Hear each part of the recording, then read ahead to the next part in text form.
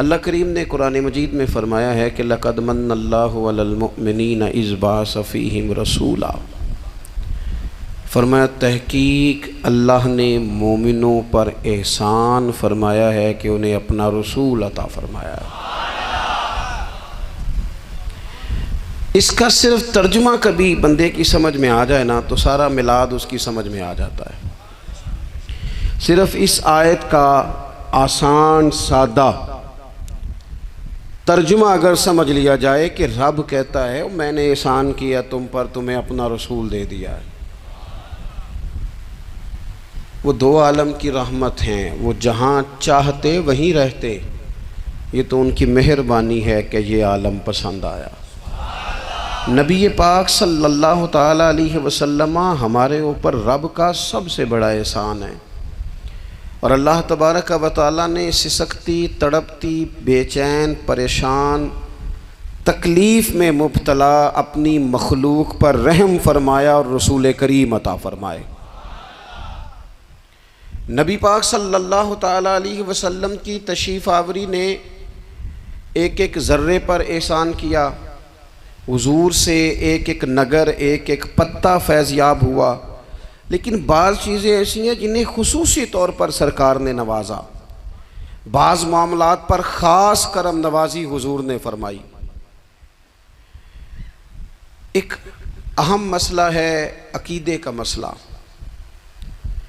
جس بندے کا کوئی عقیدہ نہیں نہ ہوتا، کوئی نظریہ نہیں ہوتا، کوئی اس شخص کا خاص مزاج نہیں ہوتا سمجھنے والا، ماننے والا، وہ بندہ بھی بیچارہ کوئی زندگی کا لطف نہیں اٹھا پاتا۔ اس کا کوئی نظریہ ہی نہیں ہے، کوئی سوچ ہی نہیں ہے، کوئی اس کی فکر ہی نہیں ہے اس نے کس طرف جانا ہے۔ عقیدہ نہ ہو بندے کا، یعنی دنیا میں معاذ اللہ کچھ ایسے لوگ پائے جاتے ہیں جو سرے سے اللہ تعالیٰ کوئی نہیں مانتے، زندگی کیسے گزرے گی؟ وہ اپنی توجہات کا قبلہ کسے بنائیں گے؟ اور پھر دنیا میں کچھ لوگ ایسے گزرے جو کئی خداؤں کے قائل، کئی، اور پھر اہل عرب کا تو یہ حال کہ 360 بتوں کے سامنے جھکتے۔ مجھے بتائیے جس بندے کو یہی خبر نہ ہو میرا خالق اور مالک کون ہے، جس کو یہی پتہ نہ ہو کہ میرا رزق کہاں سے آتا ہے، میں نے مانگنا کہاں سے ہے، جسے یہ خبر ہی نہ ہو کہ میری دعاؤں کا رخ کس طرف ہونا چاہیے، اس کی بھی کوئی زندگی ہے؟ نبی پاک علیہ السلام نے سب سے بڑا احسان یہ فرمایا ہے کہ ہمیں عقیدہ توحید سکھایا ہے۔ حضور نے ہمیں ہر جگہ سے چھڑا کے رب کریم کی بارگاہ میں سجدہ کرنے کا حکم دیا ہے۔ عرب کے لوگ جو تھے وہ بڑی بڑی وہم کا شکار تھے، بڑی بڑی اوہام پرستی کا شکار تھے۔ یہ آج کل بھی وہم بہت زیادہ ہے نوجوانوں میں، یعنی کوئی فیصلہ پکا ہے ہی نہیں، کوئی پکی بات ہی نہیں کرتے، یہ کر لوں کہ نہ کروں، اگر آپ کہتے ہیں تو کر لیتا ہوں، ویسے اس میں فلانی کمزوری بھی ہے، اور اگر میں نے نہ کیا تو فلاں مشکل بھی ہے۔ بھئی جس بندے نے قوت فیصلہ ہی نہیں پائی، اس نے ارادہ ہی پکا نہیں کیا کہ اس نے کدھر جانا ہے، تو وہ سفر کیسے کرے گا؟ سفر تو اس بندے کا مکمل ہوتا ہے جو سفر شروع کرتا ہے۔ عرب کے لوگ بھی بڑے بڑے اوہام پرستی کا قائل تھے۔ وہ جب قربانیاں کرتے تھے تو ان کا گوشت لا کے کعبے کی دیواروں کے ساتھ ملا کرتے تھے، یہ قبولیت کی علامت ہے۔ سارے کپڑے اتار کے کعبے کا طواف کرتے تھے، جب احرام باندھ لیتے، حج عمرے کا ارادہ کرتے تو دروازوں سے داخل نہیں ہوتے تھے۔ وہ کہتے تھے کہ دروازے گناہگار ہیں اور ہم چونکہ اب نیک کام کر رہے ہیں لہذا اوپر سے ہو کے آئیں گے۔ رسول کریم علیہ السلام نے انہیں ان سارے وہموں سے، ساری پریشانیوں سے، ان ساری بدشگونیوں سے نکال کے کہا اللہ تمہارا مالک ہے، اللہ تمہارا محافظ ہے، ہوگا وہ جو رب چاہے گا۔ ذرا سی بات پہ سہم جانا، ذرا سی بات پہ ڈر جانا۔ حضور نے لوگوں کو قوت فیصلہ عطا کی، اور اتنی بڑی قوت فیصلہ حضور نے دی کہ کل تک جو فیصلہ کر نہیں نہ پا رہے تھے، آج انہوں نے اس طرح کے فیصلے کیے کہ اپنی ساری کی ساری اولادیں لے کر وہ میدانوں میں کھڑے ہو گئے۔ وہ ڈٹ گئے کہ ہم نے کفر کے مقابلے میں جہاد کرنا ہے۔ انہوں نے طے کر لیا کہ حق کیا ہے، سچ کیا ہے۔ نبی پاک علیہ السلام نے ہمیں عقیدہ توحید دیا اور وہ طے کر کے دیا ہے نبی پاک نے، سجدہ سوائے اللہ کے کسی کو جائز، اگر کوئی عبادت کی نیت سے کرتا ہے تو سجدہ کفر ہے، اور اگر تعظیم کی نیت سے کرتا ہے تو حرام ہے۔ اعلیٰ حضرت بریلوی رحمۃ اللہ علیہ نے 50 کے قریب دلائل کتاب و سنت سے اور 100 سے زیادہ دلائل فقہ اور اصول فقہ سے بیان فرمائے ہیں کہ کسی اور کے لیے تعظیمی سجدہ بھی حرام ہے۔ نبی پاک علیہ السلام تشریف فرما تھے تو کچھ جانوروں نے آ کے حضور کے قدموں پہ سجدہ کیا، پیش نظر ہے وہ نوبہار اور سجدے کو دل ہے بے قرار، روکیے سر کو روکیے یہی تو امتحان ہے۔ کچھ جانوروں نے جب سجدہ کیا تو صحابہ عرض کرنے لگے یا رسول اللہ صلی اللہ تعالیٰ علیہ وسلم ہمارا بھی دل کرتا ہے، تو حضور نے فرمایا بھی سجدہ سوائے رب کے کسی کے لیے جائز نہیں ہے، ہاں اگر جائز ہوتا تو میں خاتون سے کہتا کہ اپنے شوہر کو سجدہ کرے۔ نبی پاک علیہ السلام نے حد بندی کر دی۔ اور پھر دیکھیں یہ جو ہم میلاد مناتے ہیں نا، یہ میلاد اللہ تعالیٰ کی توحید کا بہت بڑا اعلان ہے۔ ہم کہتے ہیں نبی پاک کا میلاد ہوا، جس کا میلاد ہوتا ہے وہ خدا نہیں ہوتا، جو پیدا ہوتا ہے وہ رب۔ جب ہم میلاد منا رہے ہوتے ہیں تو ہم یہ بتا رہے ہوتے ہیں بھئی حضور خدا نہیں، حضور تو 12 ربیع الاول کو پیدا ہوئے، تو جو پیدا ہو رب پیدا، لم یلد ولم یولد، اللہ تبارک و تعالی پیدا نہیں ہوتا، مالک تو ازلی ابدی شان رکھتا ہے۔ اس لیے عقیدہ توحید بندے کو مضبوط کر دیتا ہے۔ انسان جب عقیدہ توحید والا ہو جاتا ہے، اور نبی پاک علیہ السلام دنیا میں رب کی طرف بلانے آئے، وداعیا الی اللہ باذنہ وسراجا منیرا، حضور نے لوگوں کو اللہ کی جانب دعوت دی۔ جب انسان توحید والا ہو جاتا ہے تو مضبوط ہو جاتا ہے، وہ کسی سے نہیں ڈرتا، وہ سمجھتا ہے ہونا تو وہ ہے جو میرا رب چاہے گا، مجھے پریشان ہونے کی ضرورت کیا ہے۔ پھر اس کا بھروسہ بھی اللہ تعالیٰ پر، اس کی امیدیں بھی اللہ رسول سے، اس کی توجہات کا قبلہ بھی سارا ادھر ہی۔ تو حضور نے لوگوں کو عقیدہ دیا، مضبوط کیا۔ رسول پاک صلی اللہ تعالیٰ علیہ وسلم نے ذہنوں کو پختگی عطا فرمائی۔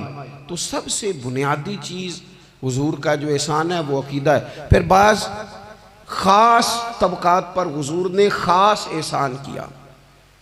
آج بھی پوری دنیا میں ڈھنڈورا پیٹا جاتا ہے عورتوں کے حقوق کا، پوری دنیا کے اندر، اور بعض لوگ عورتوں کو بڑا دھوکہ دیتے ہیں، کہتے ہیں تمہیں حق نہیں ملتے لہٰذا تم سڑکوں پہ آ جاؤ، معاذ اللہ، تمہیں حق نہیں ملتے لہٰذا تم معاذ اللہ بازاروں کی رونق بن جاؤ۔ عورتوں کو بڑا پریشان کیا جاتا ہے حقوق کے تعلق سے۔ نبی پاک علیہ السلام کی آمد سے پہلے کوئی خاتون کے ساتھ سلوک اچھا نہیں کیا جاتا تھا، اس کا کوئی جائیداد میں حصہ نہیں تھا۔ عورت کا خامد اگر فوت ہو جاتا تو وہ اپنے سسرال کے خاندان کی پراپرٹی بن جاتی معاذ اللہ، اور جس کے مرضی چاہے سپرد کر دیتے۔ ہندوستان کے بعض علاقوں میں ایسی کبھی رسمیں بھی پائی جاتی تھی کہ بعض عورتیں اپنے خامد کے ساتھ جل جانا مناسب سمجھتی تھی کہ بعد میں کوئی زندگی تو ہوگی نہیں، اور بیوہ خاتون اور طلاق یافتہ خاتون، اس کے بارے میں تو لوگوں کا خیال تھا کہ شاید یہ خاتون بالکل سوسائٹی اور سماج کا حصہ ہی نہیں ہونی چاہیے۔ قربان جائیں، یہ اعزاز میرے نبی پاک نے دیا ہے۔ حضور نے پہلی شادی ہی اس خاتون سے کی ہے جن کا پہلے بھی نکاح ہو چکا تھا، اور خاتون کو حضور نے حقوق دیے، جائیداد میں حصہ دیا۔ کہا جو بیٹیوں کی بہنوں کی پرورش کر کے آئے گا اور اچھی پرورش کر کے انہیں روانہ کر دے گا، جس طرح میری 2 انگلیاں جڑی ہوئی ہیں میرے ساتھ جڑ کے جنت میں جائے گا۔ اور ایک روایت میں فرمایا کہ جب کسی کے ہاں بیٹی پیدا ہوتی ہے نا تو اللہ فرشتوں کو بھیجتا ہے، اور وہ اس کے گرد کھڑے ہو جاتے ہیں اور گھر والوں کو سلام کہتے ہیں، اور کہتے ہیں یہ ضعیفہ ایک ضعیفہ سے پیدا ہوئی ہے، یہ کمزور یعنی صنف کے لحاظ سے کمزور نازک بچی ایک نازک ماں سے پیدا ہوئی ہے۔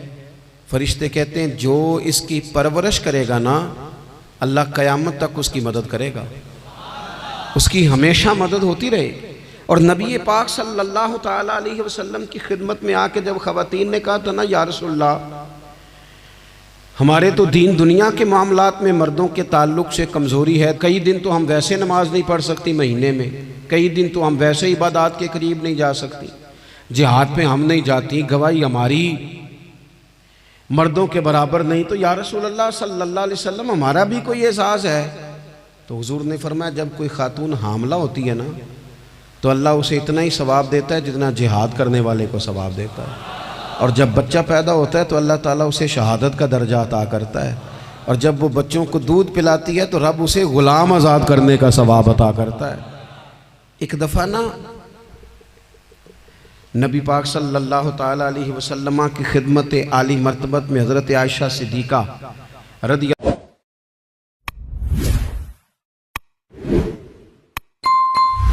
اللہ تعالیٰ عنہ نے ایک واقعہ عرض کی حضور آج میرے ساتھ عجیب معاملہ ہوا، میں گھر میں اکیلی تھی تو ایک خاتون 2 بیٹیوں سمیت آئی، اس نے کہا کہ میں بھی بھوکی ہوں، میری بیٹیاں بھی پریشان ہیں، کھانا نہیں کھایا۔ سیدہ پاک کہتی ہیں یا رسول اللہ میرے پاس بھی 3 کھجوریں تھیں گھر میں پڑی، یہ 2 جہاں کے شاہ ہیں پر پاس کچھ رکھتے نہیں، اور 2 جہاں کی نعمتیں ہیں ان کے خالی ہاتھ میں۔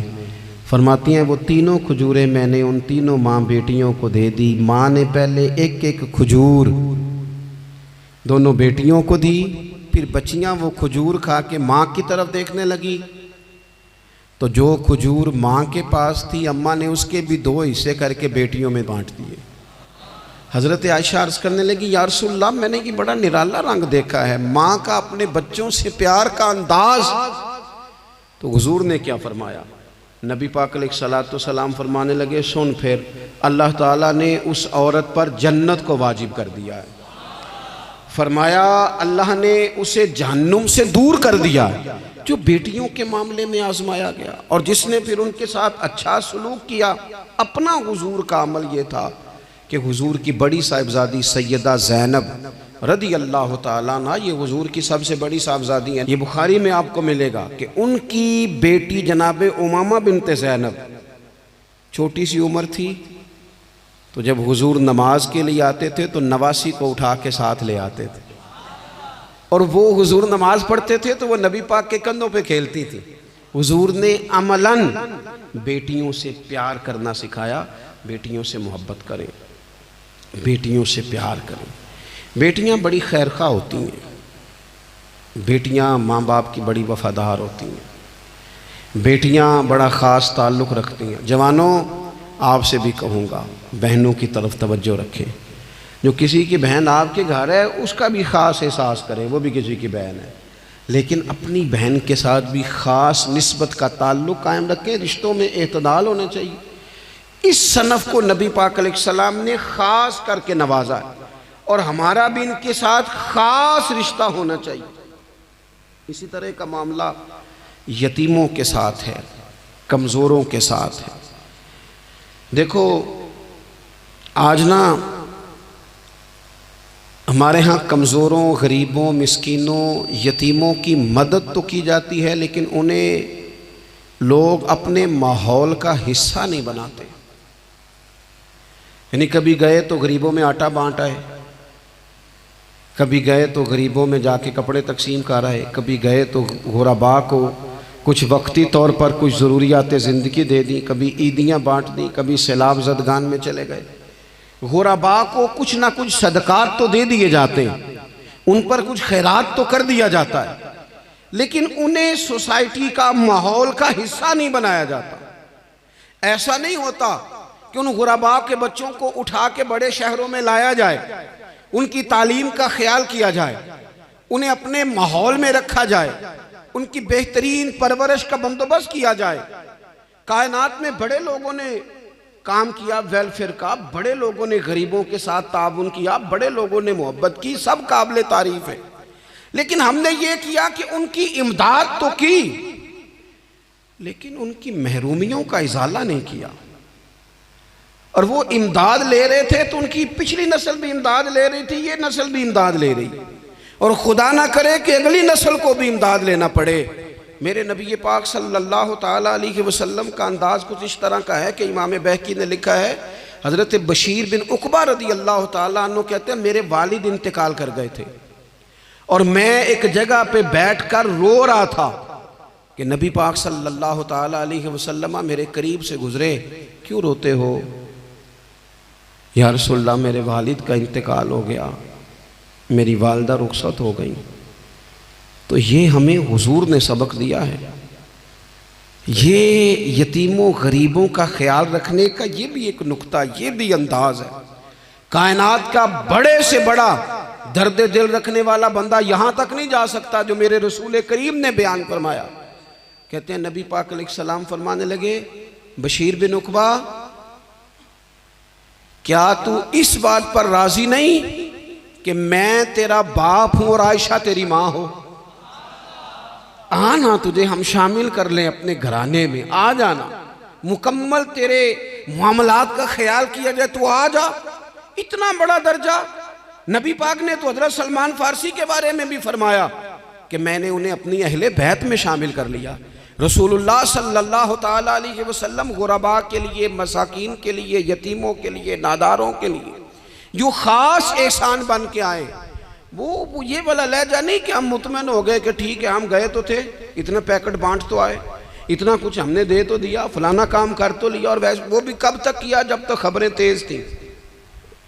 ہمارے ملک میں سیلاب آیا، میڈیا نے خبر دی، شور ہوا، لوگوں نے بڑی کوشش کی، الحمدللہ بڑے اچھے جذبات کا اظہار کیا، ڈھیر سارے لوگ وہاں گئے۔ میں آپ سے پوچھتا ہوں کہ کیا سیلاب زدگان سارے اپنے اپنے گھروں میں چلے گئے؟ ان کے گھر بن گئے، لیکن ہمارے جذبے کیوں ٹھنڈے ہو گئے؟ اس لیے کہ خبریں ٹھنڈی ہو گئی۔ ہم تو چلتے ہیں ٹرینڈ کے ساتھ کہ آج کل ٹرینڈ کیا ہے، اگر خبر ادھر کی ہے تو ذوق ادھر کا ہے، خبر ادھر کی ہے تو ذوق ادھر کا ہے۔ دیر پا کام کرنا اور خاص جذبات پیدا کرنا ان لوگوں کے لیے۔ حضرت سیدنا عبداللہ بن ابی اوفا رضی اللہ تعالیٰ عنہ روایت کرتے ہیں ایک یتیم بچہ آیا تھا، اس نے عرض کی حضور میری ماں بھی بھوکی ہے اور میری ایک ہمشیرہ ہے وہ بھی بھوکی ہے، اے روٹی دا دکھ نہ پوچھو، روٹی تے بندہ کھا جاندی دے۔ یہ جو بھوک ہوتی ہے نا، بھوک، بہت سارے لوگ نا، میں ایک شادی میں تھا تو وہاں ایک دو لوگ کھانا کھا رہے تھے، تو بعض لوگ انہیں دیکھ دیکھ کے مذاق کر رہے تھے، ویڈیو بنا رہے تھے، کہتے دیکھو کھانا ہی نہیں آتا، کیا انداز ہے، سارا ان کا منہ جو ہے وہ کھانے سے بھر گیا، ہاتھ دیکھو کہاں تک ان کے لتھڑ گئے، کیا انداز ہے۔ تو میں نے کہا تم ان کے کپڑے بھی تو دیکھو نا، انداز، بیٹھنا اٹھنا، کپڑے پہننا، یہ غریبی کا پتہ دیتے ہیں۔ بھوک جب تیز لگی ہو پھر کھانے کے آداب لوگوں کو یاد نہیں رہتے۔ غربت نے میرے بچوں کو تہذیب سکھا دی، اب وہ سہمے ہوئے رہتے ہیں، شرارت نہیں کرتے۔ وہ عزیز ہوتا یہ ہے کہ جب انسان کو بھوک شدید لگی ہو نا، پھر اسے ڈاکٹر کی ہدایات نہیں یاد رہتی، پھر تو پیٹ کی آگ بجھانے کو لوگ دوڑتے ہیں۔ تو کہتے ہیں اس بچے نے آ کے عرض کی یا رسول اللہ صلی اللہ تعالی علیہ وسلم ماں بھی بھوکی ہے، بہن بھی بھوکی ہے۔ حضور نے نا اسے 21 کھجوریں عطا فرمائیں، فرمایا 7 تیری، 7 تیری بہن کی، 7 تیری والدہ کی۔ اور یہ حضور نے 21 کھجوریں دی ہیں، یہ نبی پاک نے 21 دی ہیں، ہاں یہ حضور نے 21 دی، اور حضور تو اشارہ بھی کر دینا تو پھر روٹی ساری زندگی ختم نہیں ہوتی۔ وہ حضرت ابو ہریرہ کو بھی ملی تھی، فرماتے ہیں میں کئی سال کھاتا رہا، 1 کلو کھجوریں تھی پر ختم ہی نہیں ہوئی۔ 21 کھجوریں حضور نے دیں۔ حضرت معاذ بن جبل رضی اللہ تعالیٰ عنہ اٹھے اور دوڑ کے جا کے نا اس یتیم کے سر پہ ہاتھ پھیرا اور کہنے لگے پتر اللہ تجھے اپنے والد کا جانشین بنائے۔ تو حضور فرمانے لگے معاذ یہ تم نے کیا کیا؟ عرض کی حضور اس بچے کی بات سن کے میرا دل بھر آیا ہے، محبت نے انگڑائی لی ہے تو میں نے یتیم کے سر پہ ہاتھ پھیرا ہے، یہ دیکھو حضور کا رشتہ۔ نبی کریم فرمانے لگے سن پھر جس نے کسی یتیم کے سر پر محبت سے ہاتھ ہی پھیر دیا نا تو اللہ ہر بال کے بدلے اسے ایک نیکی بھی عطا کرے گا، ایک گناہ بھی معاف کرے گا اور ایک درجہ بھی بلند فرمائے گا۔ چلو ہاتھ ہی پھیر دیا، تو نے کچھ تو کیا یتیم کے ساتھ، تیرا کوئی تو اس سے رشتہ ہوا۔ اور تیسرا طبقہ ہے غلاموں کا، مسکینوں کا، غریبوں کا۔ میں اور آپ اس ملک میں رہتے ہیں جہاں کچھ لوگوں کو کھانا بھی نہیں وقت پہ ملتا، اور کچھ لوگ 5 لاکھ روپیہ گاڑی کا اس لیے اضافی دے دیتے ہیں کہ مجھے ذرا نا نیو ماڈل جلدی چاہیے۔ یعنی ایک طرف ملک کی حالت یہ ہے کہ بعض لوگوں کے پاس پیسے نہیں ہیں کہ بچوں کی فیس بھر سکیں، لیکن دوسری طرف حال یہ ہے کہ نئے ماڈل کا موبائل اگر مارکیٹ میں آتا ہے تو وہ ختم ہو جاتا ہے، ملتا ہی نہیں، وہ شارٹ ہو جاتا ہے۔ کچھ لوگوں نے اس طرح کیا ہے کہ انہوں نے یہ سمجھا ہے کہ دولت شاید موج کرنے کے لیے ہمیں دی گئی ہے، ہم طرح طرح کے کھانے کھائیں، طرح طرح سے چیزیں اوڑیں، طرح طرح کے معاملات کریں، انہوں نے یہ طے کر لیا ہے۔ اس کا نقصان کیا ہوا ہے؟ اس کا نقصان یہ ہوا ہے کہ کچھ لوگ غربت کی سطح سے نیچے آ گئے ہیں بیچارے۔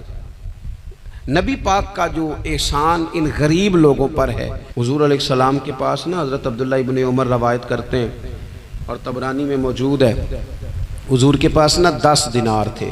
ہمارے پاس بھی پیسے ہوتے ہیں نا، لیکن وہ کچھ ہوتے ہیں ہمارے کھانا کھانے کے لیے، کچھ ہوتے ہیں آئس کریم کھانے کے لیے، کچھ اس لیے ہوتے ہیں کہ آج میری مرضی دا نہیں پکا، لہذا میں نے، ہمارے ایک دوست ہیں وہ کہتے ہیں کہ آج کل یہ ماحول بن گیا ہے کہ بچے اگر کہتے ہیں نا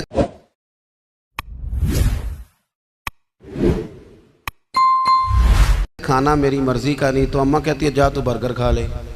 کہتے ہیں ہمارے دور میں یوں نہیں ہوتا تھا، اگر ہم کہتے تھے نا کھانا میری مرضی کا نہیں تو پھر ہمیں ڈبل چیز کھانے کو ملتی تھی، ایک مار بھی کھانا پڑتی تھی اور وہ کھانا بھی کھانا پڑتا تھا۔ اور پھر کچھ پیسہ لوگوں نے صرف اس لیے سنبھال کے رکھا ہوا ہے کہ جو اضافی چیزیں ہیں نا، اضافی، میرا ویسے تجربہ نہیں ہے اور نہ میں نے زیادہ گہرائی سے دیکھا ہے، بس مجھے بتایا گیا ہے، اور پتہ نہیں اب بات درست ہے کہ نہیں، مجھے بتایا گیا ہے کہ پہلے لڑکیاں بیوٹی پارلر جاتی تھی، اب سنا ہے لڑکے بھی جاتے ہیں۔ اب خدا جانے یہ بات سچ ہے کہ غلط ہے۔ یہ جو اضافی اخراجات ہیں نا، یہ اگر ہم تھوڑے سمیٹ لیں، یعنی مولا علی شیر خدا کرم اللہ تعالی وجہہ الکریم مزدوری کر کے نکلے تو 2 کلو کھجوریں تھیں، حضور بس فرمانے لگے 1 کلو میرے بچے کھائیں گے اور کلو مدینے کے غریب بچے کھائیں گے، یعنی کل 2 کلو ظاہری طور پر کھجوریں ہیں، اس میں بھی دوسروں کا حصہ۔ ہمارے پاس جو مال آتا ہے اگر تھوڑا سا نا ہم اسے یہ نہ سمجھ لیں کہ میرا ہی حق ہے، کسی کو اس میں سے ایک لقمہ بھی نہیں ملنا چاہیے، اگر ہم تھوڑا سا نا دل کشادہ کریں تو 3 لوگوں کا کھانا 4 بھی کھا سکتے ہیں، 4 کا کھانا 5 بھی کھا سکتے ہیں، 6 کا کھانا 7 کا کھانا 10 بھی کھا سکتے ہیں۔ شرط یہ ہے کہ دل کشادہ ہو، دل دریات سمندروں ڈونگے کون دلاں دیا جانے، تھوڑی سی نا کشادگی پیدا کی جائے۔ حضرت عبداللہ ابن عمر کہتے ہیں نبی کریم علیہ السلام کے پاس نا 10 دینار تھے، ویسے تو کائنات ہی میرے نبی کی مٹھی میں ہے، لیکن ظاہری طور پر 10 دینار تھے۔ حضور ایک دکان پہ گئے، 4 دینار کا حضور نے ایک جوڑا خریدا، کپڑے خریدے، وہ قمیض حضور نے پہنی تو ایک انصاری آگے بڑھ کے عرض کرنے لگے حضور میرا بڑا دل کر رہا ہے، یہ مجھے نہیں دے دیتے آپ؟ تو حضور خوش ہو گئے۔ یہ میرے محبوب کا دروازہ ہے کہ جب کوئی مانگتا ہے تو حضور خوش ہو جاتے ہیں۔ نبی کریم سے مانگا اس شخص نے تو حضور خوش ہو گئے، اور محبوب نے وہ کرتا وہ کپڑے اتار کے اس انصاری کو عطا کر دیے، اور 4 دینار کے اور خرید لیے، باقی بچے 2 دینار۔ نبی کریم وہ لے کے نکلے، رخصت ہوئے گھر جانے کے لیے، تو رستے میں خاتون کو روتے ہوئے دیکھا، حضور رک گئے، فرمایا کیوں رو رہی ہو؟ عرض کرنے لگی یا رسول اللہ صلی اللہ تعالیٰ علیہ وسلم میں فلاں آدمی کی کنیز ہوں، نوکرانی ہوں، اس نے آٹا لینے بھیجا تھا 2 دینار کا، وہ 2 دینار گم ہو گئے، حضور نے 2 دینار اسے عطا کر دیے، وہ دیے تو وہ پھر رو رہی تھی۔ فرمایا اب کیوں روتی ہو؟ کہنے لگی یا رسول اللہ ڈرتی ہوں دیر بڑی ہو گئی یا مار ہی نہ پڑے۔ تو حضور نے فرمایا چل نہ میں تیرے ساتھ چلتا ہوں۔ حضور ان کے گھر گئے، وہ اہل ایمان کا گھر تھا جن کی وہ کنیز تھی، جا کے کہا السلام علیکم، اندر سے جواب ہی نہیں آیا، پھر فرمایا السلام علیکم، کوئی جواب ہی نہیں آیا۔ محبوب کا طریقہ مبارکہ تھا 3 دفعہ دستک، پھر واپسی، تیسری دفعہ کہا السلام علیکم تو وہ سارے بول پڑے وعلیکم السلام یا رسول اللہ، حضور ماں باپ قربان۔ تو حضور فرمانے لگے میں نے پہلے بھی 2 دفعہ سلام لیا، بولا کوئی نہیں، کہا یا رسول اللہ اپنے نصیب تھے نا کہ ہم پہ سلامتیاں بھیج کون رہا ہے، ہم نے سوچا ذرا 3 دفعہ مل جائے سلامتی، ذرا مل جائے نا، حضور سلامتی بھیج رہے ہیں تو آتی رہے نا۔ تو محبوب کریم علیہ السلام فرمانے لگے یہ تمہاری کنیز وہاں کھڑی رو رہی تھی، اس بیچاری کے 2 دینار گم ہو گئے تھے، اسے دوبارہ سامان لاتے کچھ دیر ہو گئی، اس پر سختی نہ کرنا۔